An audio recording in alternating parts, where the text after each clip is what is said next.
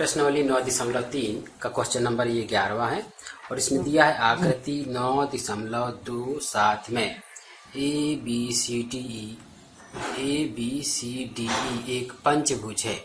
ये देखिए पंचभुज बना हुआ है, A B C D E एक ये पंचभुज बना है और पंचभुज में डी सी बी से होकर ए सी के समानांतर, बी से होकर ए सी के समानांतर बी एफ रेखा खींची गई है और डी सी को एफ बिंदु पर मिलती है।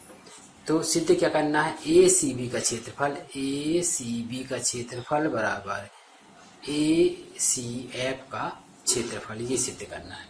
और दूसरा पॉइंट ये सिद्ध करना है ए ई डी एफ, चित्र में देखते हैं ए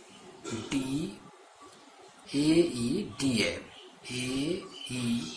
डी एफ मतलब इसका क्षेत्रफल बराबर आपको A B C D E का क्षेत्रफल ये सिद्ध करना है। जो दिया है उसको लिखेंगे, दिया है A B C D E एक पंचभुज है। पंचभुज 5 भुजाओं से घिरी आकृति को कहते हैं, जिसमें पंचभुज में क्या कहा, बी से होकर एक रेखा खींची गई है जो ए सी के समानांतर है। बी से होकर रेखा खींची गई है जो ए सी समानांतर बी एफ दिया है, ए सी समानांतर बी एफ है और डी सी को एफ तक बढ़ाया गया है, डी सी को एफ तक बढ़ाया गया है। ये अब हमको क्या सिद्ध करना है, ए सी बी का क्षेत्रफल बराबर ए सी एफ का क्षेत्रफल, ये निकालना। तो सिद्धे में लिखे हम,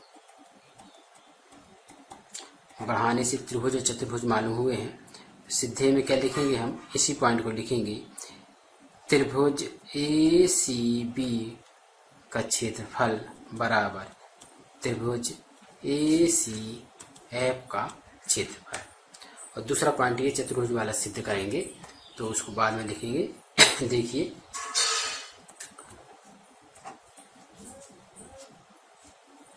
इसमें हम सिद्ध करेंगे, कहाँ से स्टार्ट करेंगे। देखिए सबसे हम पहले लिखेंगे, चूंकि आधार रेखा देखिए ए सी में 2 त्रिभुज बन रहा है, कौन कौन से, ए बी सी और ए सी एफ।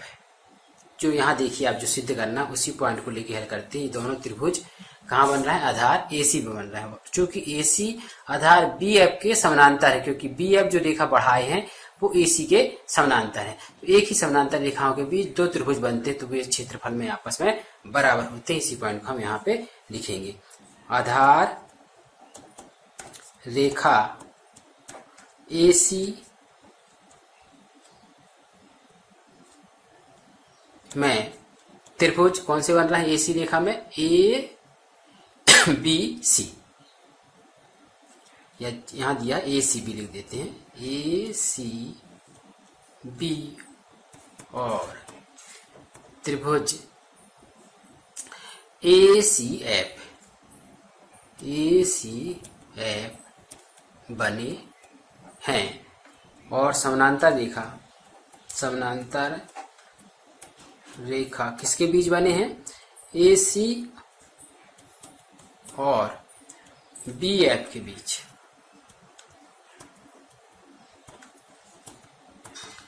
अतः त्रिभुज ए सी बी का क्षेत्रफल बराबर त्रिभुज ए सी एफ का क्षेत्रफल होगा, ए सी एफ का क्षेत्रफल होगा। देखिए आधार ए सी पे ये त्रिभुज बना है और दूसरा ये त्रिभुज बना है, तो एक ही आधार पे और एक ही समानांतर रेखाओं के बीच बनने वाले त्रिभुजों का क्षेत्रफल बराबर होता है। ये पॉइंट यहाँ से सिद्ध हो गया, ये पहला पॉइंट सिद्ध हो गया। तो अब दूसरा पॉइंट हम निकालेंगे। दूसरा पॉइंट देखिए यहाँ से निकालेंगे, हम दोनों ओर ये जो त्रिभुज का क्षेत्रफल बराबर है, दोनों ओर हम देखिए ए बी सी या ए सी बी में हम क्या जोड़ दें, ए ई डी सी जोड़ दें तो ये पूरा बन जाएगा। इसी प्रकार इस वाले में देखिए ये जुड़ जाएगा तो क्या बन जाएगा, ये पूरा बन जाएगा। तो इसका क्षेत्रफल बराबर है, इसका क्षेत्रफल निकल आएगा। तो हम क्या करेंगे, दोनों ओर ए ई डी सी जोड़ने पर इसको समीकरण 1 लिखते हैं। समीकरण 1 में, समीकरण 1 में दोनों ओर ए ई डी सी जोड़ने पर, जोड़ के हम यहाँ पे दिखाएंगे आगे। तो देखिए ये चित्र में हमको क्या निकल के आ गया यहाँ पे कि एक ही आधार पे दो त्रिभुज बन रहा है, एसी आधार पे, उनके क्षेत्रफल आपस में बराबर हैं। तो हम उस क्षेत्रफल को बराबर फिर से लिखते हैं यहाँ पे, ए सी बी का क्षेत्रफल, त्रिभुज ए सी बी का क्षेत्रफल बराबर त्रिभुज ए सी एफ का क्षेत्रफल, ए सी एफ का क्षेत्रफल। ये समीकरण 1 बना था। अब इसमें हम क्या करेंगे, दोनों ओर ए ई डी सी जोड़ देते हैं। दोनों ओर ए ई डी सी, ए ई डी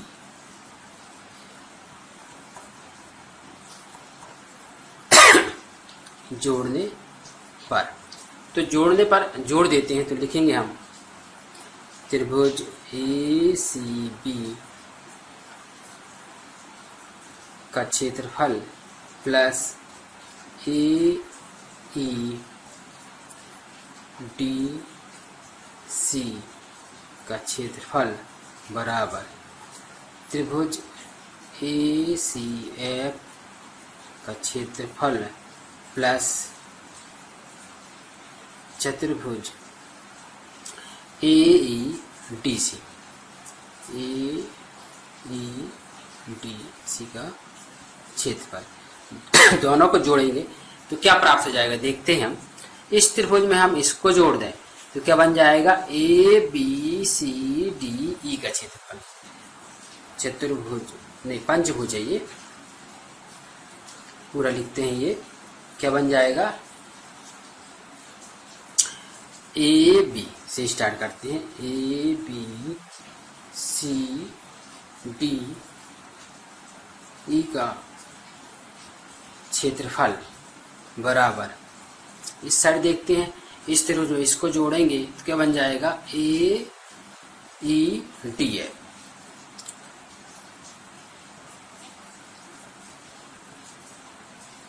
क्षेत्रफल ये जोड़ने पर आ गया।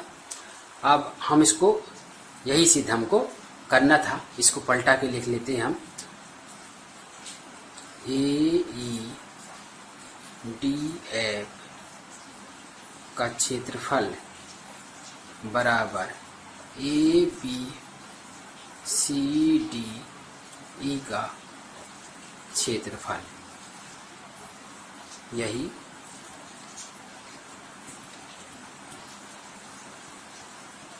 करना था, यही सिद्ध करना था और ये सिद्ध हो गया।